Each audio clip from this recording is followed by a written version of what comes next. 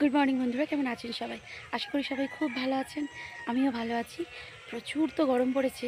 আর যেহেতু আমি তো এসে গেছি আমার বাপের বাড়ি, আর আমার বাপের বাড়ি আসা মানে তো আমার এখানে মানে কোনো কাজকর্মই নেই, শুধু খাওয়া আর টাইম পাস করা, এই হচ্ছে আমার কাজ।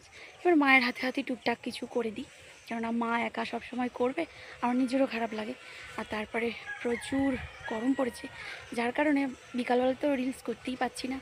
তাই ভেবেছি আজকে যে সকালবেলা এসেই রিলস বানাবো।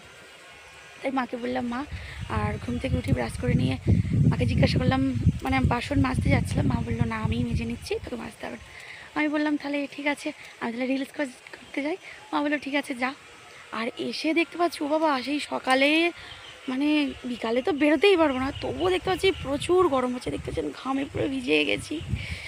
পাখা নিয়ে এসেছি, রুমাল নিয়ে এসেছি, সমস্ত কিছু নিয়ে এসেছি, তবুও তো মানে ঘাম মুছে মুছে আর পারছি না। তো কোথায় রিলস করতে এসেছি চলুন দেখাই আপনাদেরকে।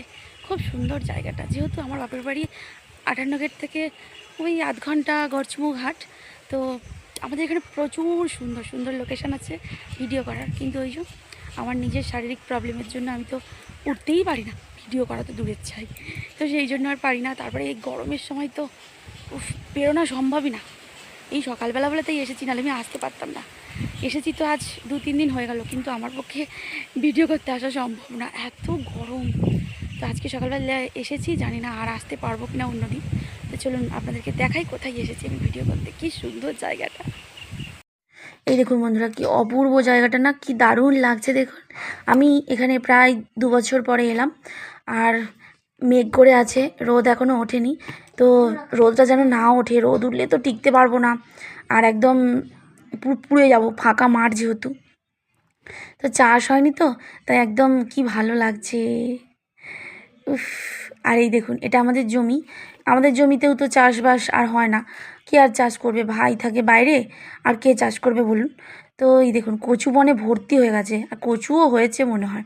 আর এই কচু গাছগুলো কেটে নিয়ে গিয়ে না, মানে নারকেল দিয়ে কচু ডাঁটার চচ্চড়ি করলে খুব দারুণ লাগবে। আর এই দেখুন, আমাদের কাঁঠাল গাছে কত কাঁঠাল হয়েছে, কিন্তু এই যে আমার ভাগ্য খারাপ, কাঁঠাল পাকবে যখন আমি আর খেতে পাবো না। আমার শ্বশুরবাড়ি এতটাই দূরে যে একটা কাঁঠাল নিয়ে যেতে যেতে তার ডবল গাড়ি ভাড়া পড়ে যাবে। সেই জন্য আমি আর মাকে বলি, দূর আনতে নিয়ে যেতে হবে না। তো কী আর করা যাবে, আফসোস, দেখেই নিই, দেখেই স্বাদ মেটাই। খেতে তো আর পারবো না, এখান থেকে কাঁঠাল নিয়ে যেতে আমার কেনা হয়ে যাবে। তো এই দেখুন, আজকে আমাদের দুপুরে মেনুতে কী কী আছে, ঘিমের শাক সেদ্ধ, আর এটা হচ্ছে শাক ভাজা, বরমা শাক মাঠ থেকে তুলে নিয়ে এসেছে, বরমা শাক, নোটে শাক ভাজা, আর গতকালকের ঢ্যাঁড়স চিংড়ির চচ্চড়ি আছে, আর এটা তেলপোটা আজকের। আর এই যে লাউ ডাঁটার চচ্চড়ি গতকালকে হয়েছিল। আর আজকের মেনুতে হয়েছে এই যে বরবটির চচ্চড়ি, বরবটি আলু দিয়ে চচ্চড়ি হয়েছে, আর আছে মাছের ঝাল, আর আছে মেনুতে এই যে টক ডাল, আর আচার তো আছেই।